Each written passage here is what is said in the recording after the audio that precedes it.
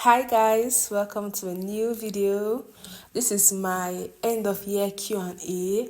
I'll be answering your questions. I told you guys to leave some questions for me, any questions about anything, and I'll answer them in this video. This is the final Q&A of 2024.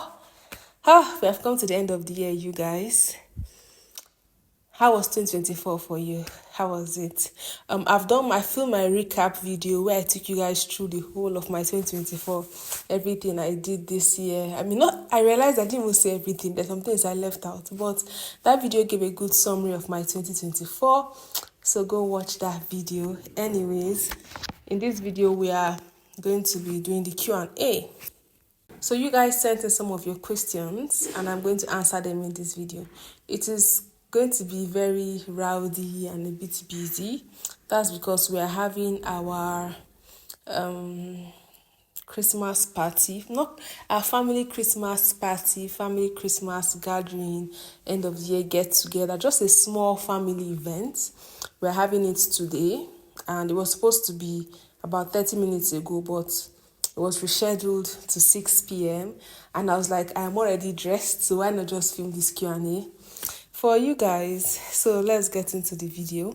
I'll start from the questions on Instagram before moving to the questions on YouTube. All right, so the first question on Instagram: is it compulsory to work in the clinic after medicine?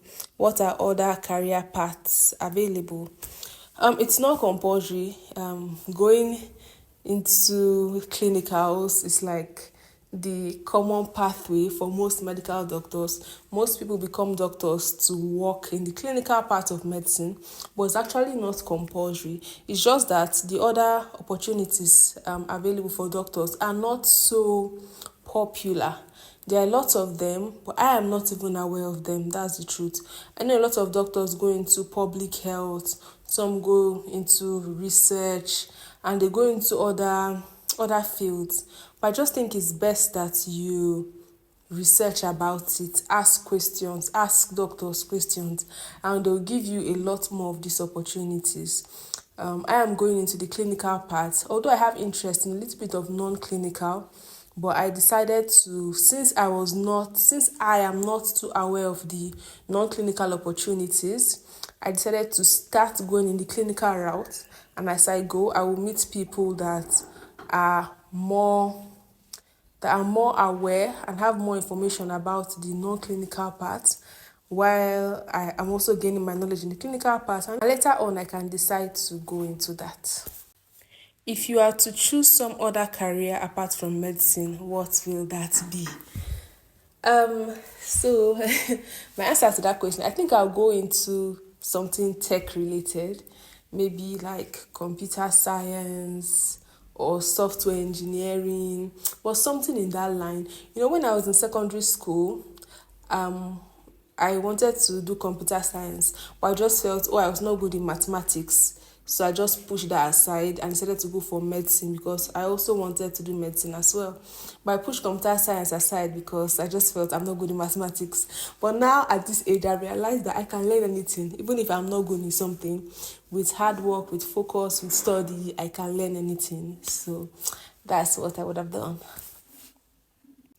Is it worth it practicing medicine in the UK? I feel like I eventually want to leave my country as well.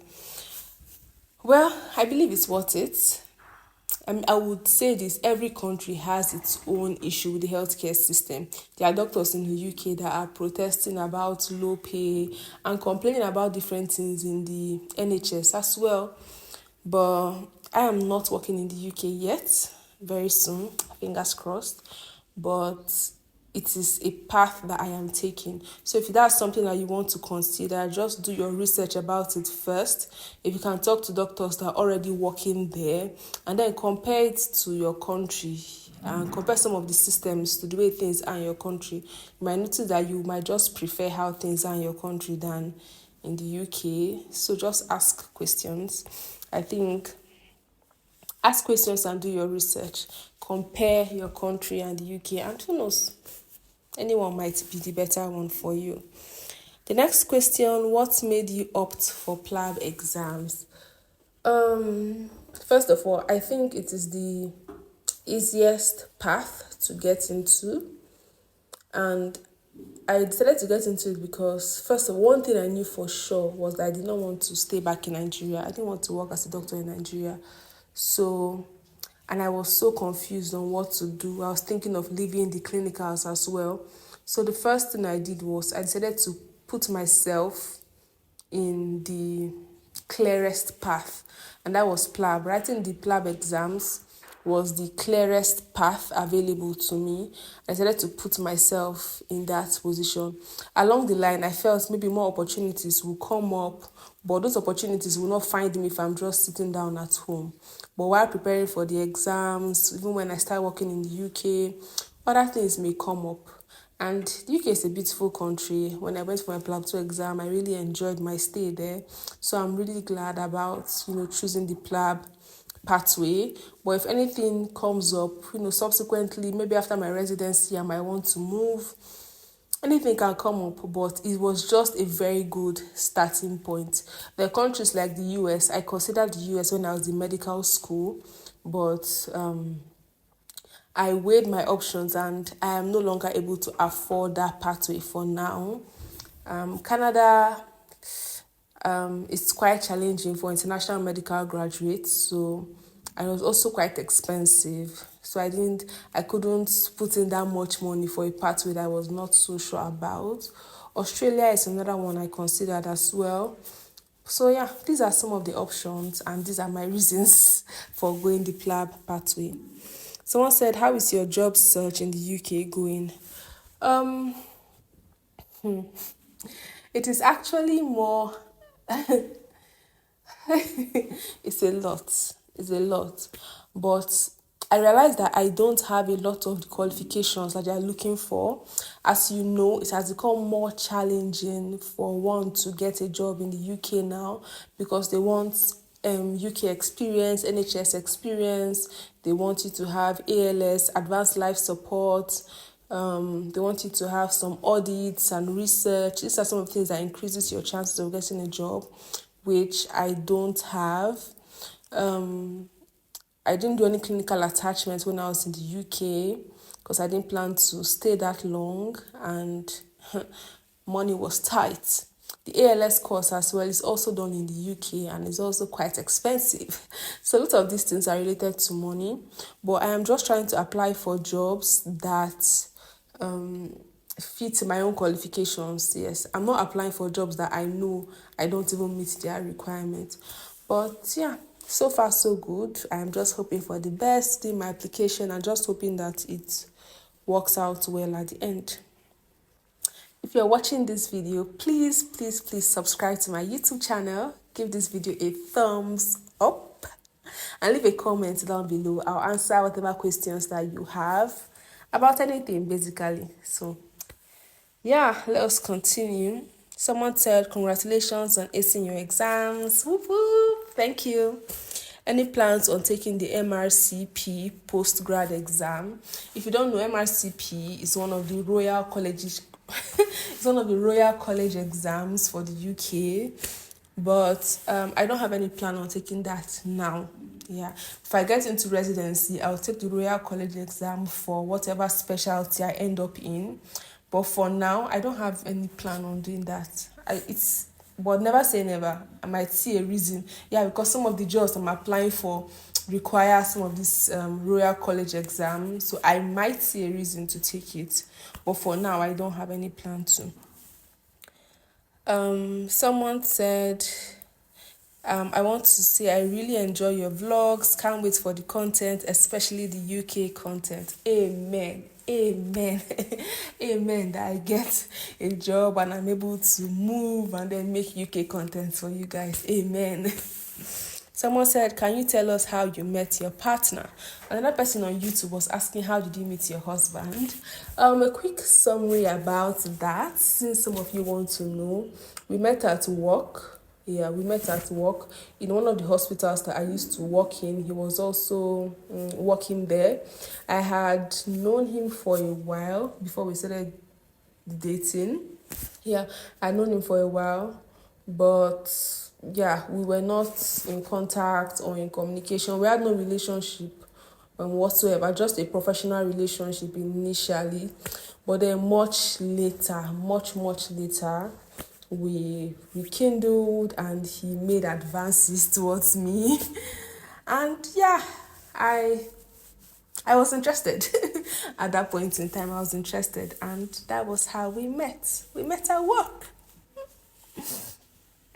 I saw a post one time on Instagram. Someone was like making a poll on how different people meet over the years, and work is actually a common place for people to meet. So don't sleep on your work, people.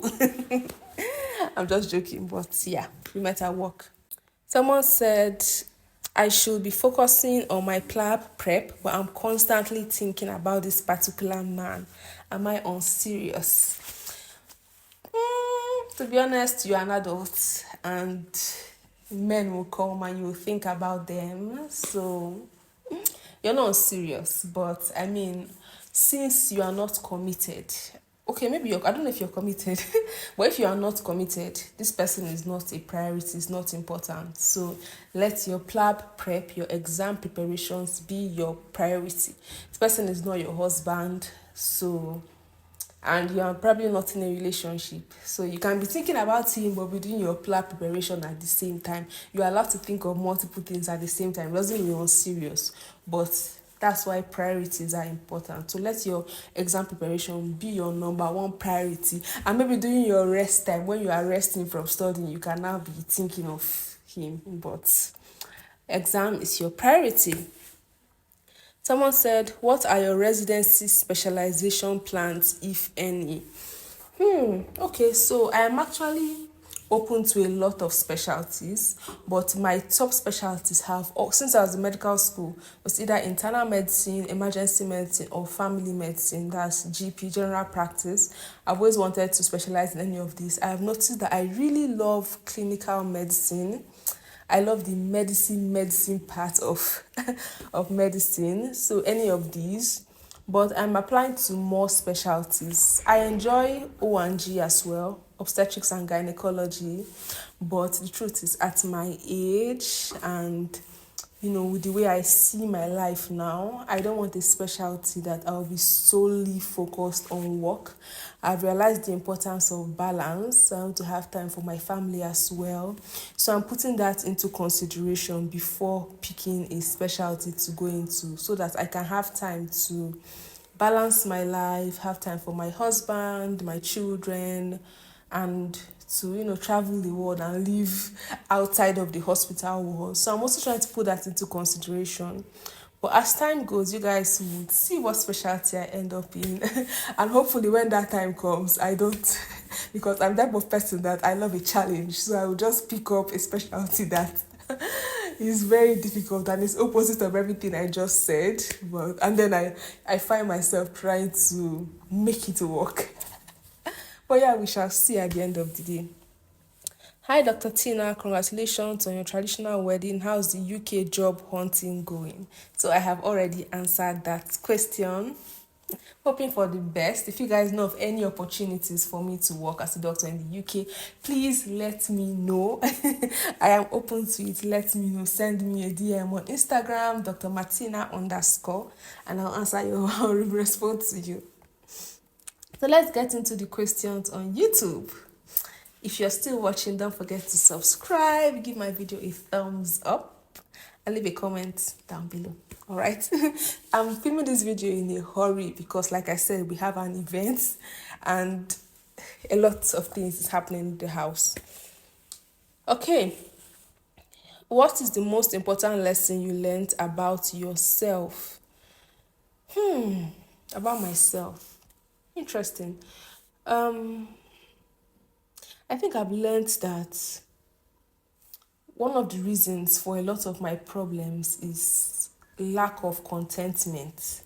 I'm always looking for the next best thing, how to earn more, make more, do more. And it is affecting me, makes me overthink, worry too much, and I need to learn how to be contented with what I have and not compare myself or my achievements to others. So that's something I really learned about myself. and I want to try and not just say, oh, I'm contented, but to actually live in contentment, be okay with the decisions I have made, the opportunities available to me, what I have done with my life, be okay with it and be happy. Because there are certain things that I know I cannot control, but the little that I can control, I want to be okay with that decision and just be happy. So that's an important lesson I've actually learned about myself, and I'm going to work towards ensuring that I do better. What is the best advice you've ever received?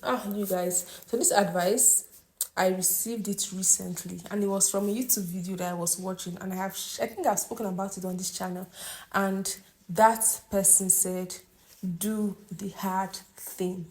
If you want to get anywhere in life, you have to do the difficult thing. You cannot always pick the easy path and expect to see significant results. You must do the difficult thing." And that is one of the reasons why I decided to go this PLAB pathway. That's one of the reasons why I did not just say, oh, I don't want to do non-clinical and just stay somewhere being confused, or say, oh, I'm not going to take the opportunity to, write this exam. Let me just stay confused, or let me just take a regular job here in Nigeria. I decided to do the difficult thing. I decided that if I want to actually make any progress in my life, I must do that which is difficult. The truth is, most times we know what we need to do to achieve what we want in life. It's just that it might be very difficult to achieve or attain, and we get afraid. So, not letting fear to affect my decisions and to do the difficult thing. If there's anything that you get from this video, that is it. Do the difficult thing. You know what you need to do to achieve that thing that you want, and you are afraid. Just do it. Just do it. And that is how I'm beginning to live my life now. The next question, how did you and your husband meet? I have answered that. What is your favorite childhood memory? I would say something that always comes to mind is, I remember when my dad comes back from work, I go to him and I take off his shoes and his socks. I untie his shoes and I take off his socks. So that memory is very, I don't know, as an adult, I realize the significance of that. If, you come back from work very tired and your child does that for you, it's just an expression of love. And that memory, I still remember it. I think it was very beautiful of me, very kind and caring of me to do that for him. I wonder how he felt when I used to do it as a child, but I still remember that act till date. But yeah, it was just nice. He'll come back from work every day. I am eagerly waiting to untie his shoes, take off his shoes and his socks. Yeah, so that's that. What's your take on intertribal relationships and how to make it work? I would say it's not really about the tribe. It's about the individual. There are individuals that are from different places, but their mindset is they are more open into learning about a different culture, more open into accepting a different culture. And it can be someone else from that same place and is more closed-minded, is not open, is so, they live their life so, I don't know what the word is, but it depends on the individual. I mean, there are certain tribes that I know I cannot date or marry from. That's my own personal preference. But if you have that too, I mean, you can cross those ones out. But I believe in individual difference. Even these places, I believe in individual difference. You can just meet somebody that, despite their tribe, their values, you people have the same values, the same mindset, the same beliefs, and at that point, tribe will not matter as much. So that's that, and that is also how to make it work. Find the right person in that tribe. Can you please say something about the Australian medical exams, or maybe help with a Nigerian way to go about it? Okay, so I'm not going the Australian pathway, so I don't have a lot of information about it. But there's actually a lot of information about it online. So you can actually do some research about the Australian exam. It is pretty straightforward, and there's a lot of information about it online. So you can try check those out. What was the reason why you didn't remain in the UK after gaining GMC registration? I have mentioned this in one of my videos. So yeah, I had a 6 month visa. My visa is still valid till now. And I didn't know that people used to go to the UK and actually stay there. My plan was just to go for my exams and to come back. Also, I had financial limitations as well. I was only had money to stay for when I stayed, and I did that. Also, I got my GMC registration when I had already come back to Nigeria. I got my result when I had already come back to Nigeria. So I didn't get it in the UK. I didn't wait to get my results in the UK. I know there are some people that when they go for the exams, they wait till the result comes out before they leave. But I didn't wait till my results come out. I just came back into Nigeria. So yeah, I went there for the exams and I came back after the exam. So that was it. I didn't have any other reason. Also, I had my sister's wedding that was coming up soon. So I was not even planning to stay there for a long time. But maybe if I had a lot of money, I would have come back and gone back and get some extra certifications and do some other things that can increase my chances of getting a job there. But yeah, that's basically it. Do you have any plans on relocating abroad with your husband? Well, my husband and I, we plan to live together. So wherever that is, we are going to be living together. We are not doing a long distance marriage. Do you have any tips for pharmacology and pathology? For these courses, what do I recommend? I would say I watched Dr. Najib's videos. They really helped. I don't know if people still watch Dr. Najib videos because there are a lot of other resources available online. But Dr. Najib really simplified a lot of medical courses for me when I was in medical school. So I think try watching a lot of these videos before you actually start the courses, and it will actually help you. So I've come to the end of the questions. Thank you guys so much for all your questions. I really enjoyed answering it.